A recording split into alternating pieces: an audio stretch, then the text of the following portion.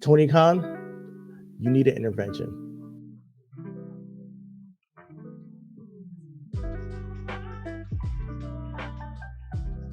I'm serious. I'm not going to sit back and take this fucking shit.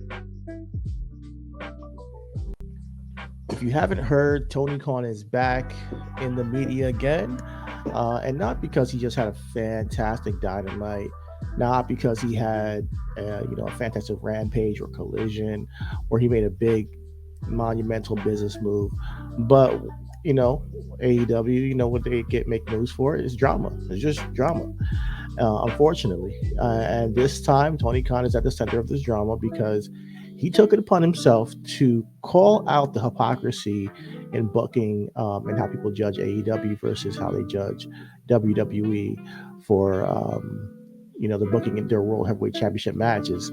Hook will be competing against Samoa Joe in 2 weeks, I believe, on Dynamite for the AEW World Heavyweight Championship. And this past week on Raw, we got an announcement and a promo with Jinder Mahal and Seth Rollins. And Jinder Mahal will be competing with Seth Rollins for the WWE World Heavyweight Championship on Raw this coming week. Apparently there's been an upcry or some kind of hypocrisy because people did judge Tony Khan for booking a Hook in the match, even though his record is 21-8. So Tony Khan took it upon himself to come on Twitter or X and rant about how Jinder Mahal hasn't won a match in a year, and he gets the title shot, and people don't call it WWE for their booking, and it's clearly ridiculous for the owner of the company, the founder of AEW, to be projecting this way. They say like it's better to be quiet and be thought of as a fool than to open your mouth and to confirm and remove all doubt that you are a fool. And I'm not trying to call Tony Khan a fool, but I would say that he is harming his reputation significantly because the backlash was not a positive response from AEW fans, even at that. So I kind of feel bad for the guy because clearly there is a lack of self-awareness when it comes to his position and his role in the company. And he still is a fan at the heart of wrestling. But when you're running a company in wrestling, you got to kind of elevate from that perspective to an executive. And it seems like he's having a hard time with that transition. Or I'm not sure if he's ever going to make that transition because it seems to be tough for him. It seems like he's having a tough go at it. It seems like he's, unfortunately, it seems like Tony Khan is in over his head, like he has a lot of responsibility and the conversations online get to him. Now, him knowing the numbers that WWE gets versus AEW and how AEW has grown, I would think he would know that there's a vocal minority when people are complaining about your product. And sometimes you gotta take that as constructive criticism, and other times you gotta completely ignore the trolls. And I think he has a hard time doing that. So I have some grace for the guy. At first when I heard this news and I read everything that happened, I was gonna come on here and completely kick his back and criticize him, but it's getting kind of sad. And I think that he needs somebody to look out for him and somebody needs to just take his phone from him and remove his access to Twitter. Now, as a leader, there are certain things you gotta operate as. If you look at Tony Khan and you see these media scrums, even it's kind of like he lacks the respect of his own locker room. They might like the guy, but do they respect his power? We saw how MJF talked to him, how CM Punk talked to him, and I think it's indicative of a culture that's not very strong behind the scenes in AEW. Now, if you want to really talk, we can go back to AEW and talk about how Tony Khan is positioning this company in the space. From the network. So in terms of business, I mean, you're doing well. Yeah, we're doing really well. And with WWE, do you is there an active rivalry? Do you Yeah, I think there is. And week to week, it's very competitive, but we're a challenger brand. And I think nobody's come into the space and done as well as us, taking on the industry leader for many, many years. For decades. Sees AEW as a challenger brand. If you listen to the rest of that interview with Mark Maron, Tony Khan explicitly says that he's not an alternative, he's not a niche product. He wants to be the Pepsi to WWE's Coke. Now, those are lofty goals and lofty aspirations, and I respect that. But when you hit the roadblocks and the bumps in the road, when the fan base starts to turn on you, when there's criticism of the product that you're putting out in comparison with the Coke of the industry, I don't think he's handled that very well. And I think he hasn't gone back to the drawing board and just focused on his own product and see how they can just make it better. So going forward in 2024, I hope that he can. You know, he did put out a notice a couple of weeks ago that with testing, he wants to bring AEW back to the sports-based programming that he had. With the success of the Continental Classic, he's going to now focus more on the sports-based programming. And I think that's kind of the reason why we got here with Hook. Although he's not well known, his record shows that he is warranted of challenging for the World Heavyweight Championship. And that's enough for me. That's enough for me of an explanation. And there's no need to point the finger at the competition to make that point. You know, he thoroughly wants to present this company as a competition to WWE. And I think it gets under his skin that things aren't going the way he wants. And WWE essentially is just playing him like a fiddle. He's like a puppet on a string. And the fan base now can get a reaction out of him too. You know, the dude is online arguing with Disco Inferno. Think about that. Dude is online arguing with Disco Inferno about his show because he criticized his show. At some point, he has to get somebody to handle his social media for him because none of this is helping your company. And out of everything happening in 2023, you would think that he would have learned that all this drama that surrounds AEW is not good for business. You know, right around the corner, he's going to be up for TV rights and he's going to want to re-sign with Warner Brothers and get, you know, national television syndication for his program. For that to happen, you got to conduct yourself like a boss and not a mark, not a fan.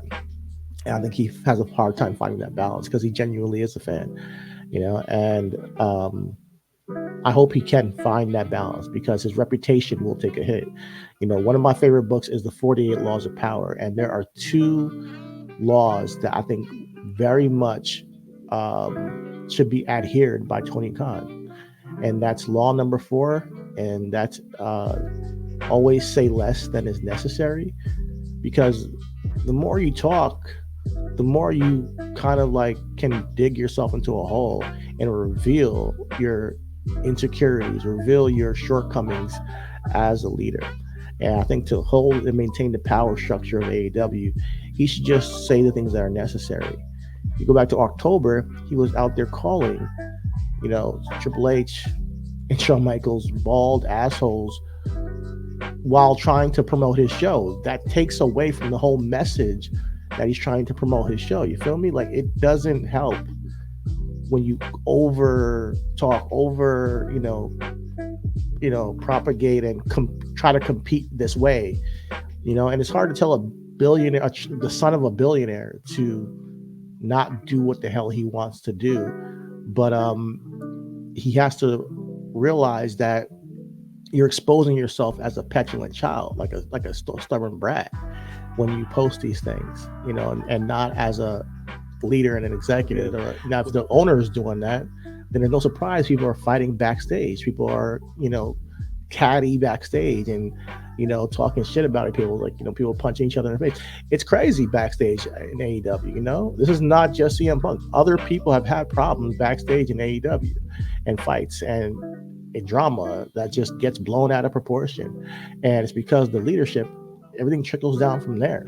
So if he handled things a little bit differently, maybe it wouldn't be so reflective in his locker room. And the second law that I think he should adhere to in the book is law number 9. And it's win through your actions, not through argument. I think from his perspective, WWE has done some shady business practices. I think they have done things behind the scenes that have harmed his business and have been a little bit cutthroat, tried to get talent, and he's fed up with it. And Tony Khan, I do not blame you for that. I do not blame you for being upset with the way WWE has handled the business with you. But this is a cutthroat business. If you're going to get in the ring, you're going to get punched.